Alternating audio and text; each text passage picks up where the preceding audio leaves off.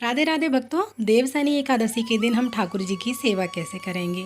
देवसैनी एकादशी से हमारे देव सो जाते हैं, यानी श्री हरि विष्णु जी शयन मुद्रा में चले जाते हैं और भगवान शिव शंकर इस धरती का कार्यभार संभालते हैं। इसलिए देवसैनी एकादशी के दिन हमारे श्री हरि विष्णु जी के बाल स्वरूप लड्डू गोपाल की सेवा हम कैसे करेंगे। तो मैं एकादशी के दिन अपने ठाकुर जी की बहुत ही सिंपल तरीके से पूजा सेवा करती हूँ और साथ में ही लड्डू गोपाल की सेवा के साथ साथ एकादशी की पूजा भी कर लेती हूँ। अगर जिन लोगों के पास में श्री हरि विष्णु जी की कोई भी फ़ोटो अथवा तस्वीर है उसे विराजमान कर सकते हैं अपने मंदिर में। आप चाहें तो ये पूजा घर के मंदिर में कर सकते हैं या अलग से चौकी लगा कर भी कर सकते हैं। तो सबसे पहले देवसैनी एकादशी है तो हमारे ठाकुर जी का विशेष स्नान होना चाहिए। सबसे पहले हम ठाकुर जी को सुबह सवेरे जल्दी उठ करके घर की साफ़ सफाई करके स्नान करके ठाकुर जी को जगा लेंगे और जल पिला देंगे, क्योंकि जैसे कि गर्मियां हैं आप चाहें तो दूध का भी भोग लगा सकते हैं। उसके बाद में हम विशेष स्नान कराएंगे। तो देखिए, आप चाहें तो कच्चे दूध से अपने ठाकुर जी को स्नान करा सकते हैं या दही से स्नान करा सकते हैं या फिर आप पंचामृत से स्नान करा सकते हैं। तो मैंने यहाँ पर सबसे पहले जिस भी पात्र में आप ठाकुर जी को स्नान कराते हैं उस पात्र में हम बिठा लेंगे।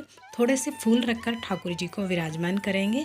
उसके बाद में हम ठाकुर जी को कच्चे दूध से स्नान कराएंगे।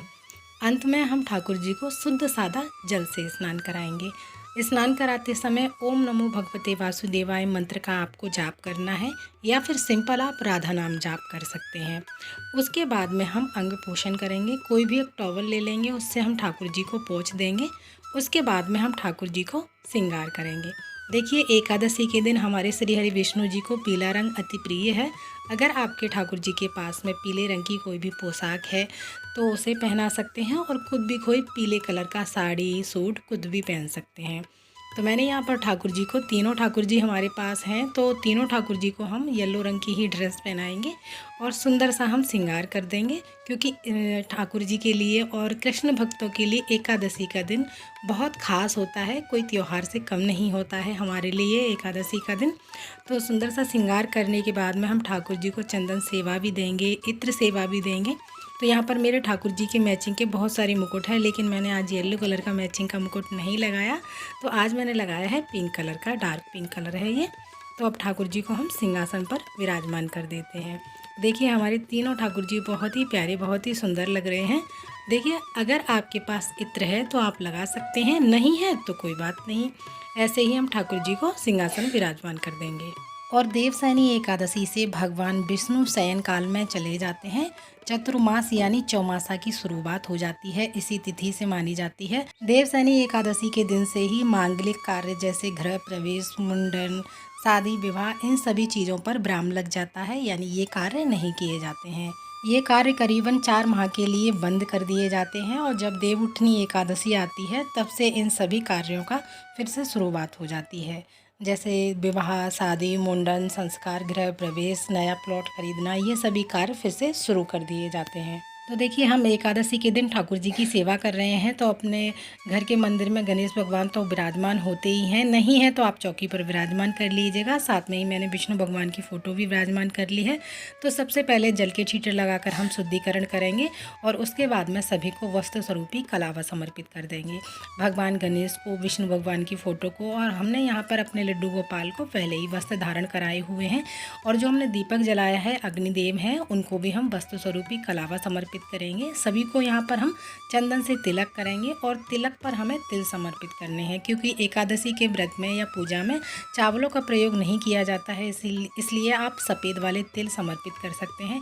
और थोड़े से तिल हम दीपक में ज़रूर डालेंगे, क्योंकि कहा जाता है जितने तिल चढ़कते हैं उतने हमारे कष्ट दूर होते हैं। अब हम इसके बाद में सभी भगवान को फूल समर्पित करेंगे। अगर आपके पास फूल हैं तो फूल समर्पित कर सकते हैं, नहीं है तो ये पूजा आप बगैर फूलों की भी कर सकते हैं। और अगर आप ये पूजा चौकी लगा कर रहे हैं तो आप पीले रंग का कोई भी वस्त्र बिछा सकते हैं चौकी पर। और अग्निदेव को भी हम यहाँ पर फूल समर्पित करेंगे। और हमारे विष्णु भगवान को पीले रंग का फूल अति प्रिय है। अगर आपको पीले रंग के फूल मिल जाते हैं तो वो समर्पित कर सकते हैं, नहीं तो आपको जो भी मिल जाते हैं उन्हें भी आप समर्पित करके अपनी पूजा पूर्ण कर सकते हैं। इसके बाद में हम भोग समर्पित करेंगे। तो भोग में आप कोई भी शुद्ध सात्विक हलवा बना सकते हैं, को सिमई बना सकते हैं, जो भी चीज़ आपने घर में पकाई है उसका भोग लगा सकते हैं, या ऋतु अनुसार कोई भी फलों का भोग लगा सकते हैं। क्योंकि आपका व्रत होता है, ठाकुर जी का कोई व्रत नहीं होता है, तो आप चाहें तो घर में जो भी भोजन आपने पकाया है उसका शुद्ध सात्विक भोजन का भी आप भोग लगा सकते हैं। जो भी भोग लगा रहे हैं उसमें तुलसी दल ज़रूर से रखना है, क्योंकि विष्णु भगवान हमारे ठाकुर जी बिना तुलसी के भोग स्वीकार नहीं करते हैं।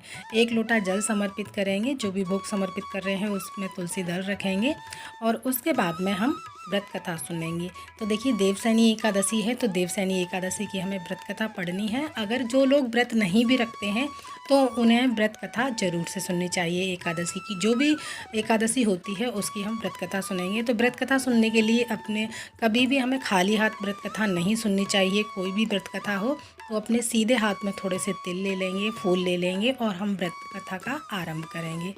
व्रत कथा पूरी होने के बाद में जो आपने अपने हाथ में फूल और तिल ले रखे हैं वो श्री विष्णु जी के चरणों में समर्पित कर देंगे, और थोड़े से हम तिल और फूल हम अपने जल के लोटे में डाल देंगे।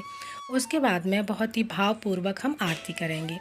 आरती करने के बाद में श्री हरि विष्णु जी के सामने अपने हाथ में जल लेकर व्रत का संकल्प लेंगे। मैं आपका व्रत कर रही हूँ या कर रहा हूँ एकादशी का, मेरा व्रत पूर्ण करने में आप मेरी सहायता करें। इस तरह से जल हम छोड़ देंगे श्री हरि विष्णु जी के सामने। उसके बाद में हम क्षमा याचना करेंगे। व्रत करने में हमसे कोई भी गलती होती है या पूजा पाठ करने में हमसे कोई गलती होती है, उसके लिए हमें क्षमा करें। अपने सामर्थ्य अनुसार लड्डू गोपाल को दक्षिणा जरूर से देंगे। इन दक्षिणा का आप अगले दिन अपने लड्डू गोपाल को या तो कुछ सामान ला सकते हैं या किसी को दान कर सकते हैं। जो भी फल भोग आपने लगाया है वो किसी को दान कर सकते हैं या घर के सदस्यों में बांट सकते हैं। पूजा पूर्ण होने के बाद में 1 लोटा जल हम सूर्य भगवान को अर्घ देंगे। इस तरह से हमारे लड्डू गोपाल की जो मॉर्निंग की एकादशी की पूजा है वो पूर्ण हो जाएगी। पूजा विधि पसंद आई है तो कमेंट में राधे राधे जरूर लिखिएगा। फिर मिलते हैं अगली किसी और वीडियो के साथ में। तब तक के लिए आप सभी को राधे राधे।